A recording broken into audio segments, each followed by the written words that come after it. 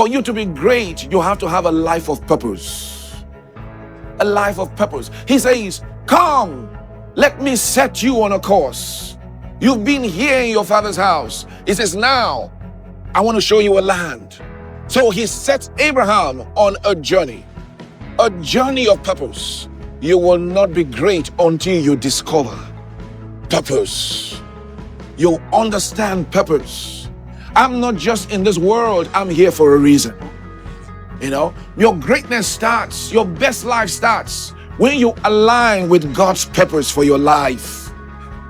God's purpose for your life. When you find a man who says, you know what, I just want enough money to feed myself, feed my children, and just be fine. You find a man who has not aligned himself with God's purpose. He doesn't know God's purpose. I didn't think to myself, oh, I would love to have $1 million.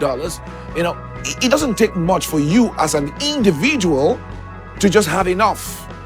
But when you come into contact with purpose, all of a sudden your perspective changes. Your perspective changes. Abraham was set on a course. I tell people, David's matter with Goliath was not personal beef. Who understand what I mean by that? It wasn't personal beef. What made David react to Goliath was purpose. He understood the covenant. When Goliath spoke, he said, who is speaking against my purpose? Who is here with me now? Who is speaking against my purpose? When you find a man who is on a journey, who has discovered purpose, you're going to have certain reactions. Certain things are going to have to affect you. Certain things will tickle you. Certain things will get your attention.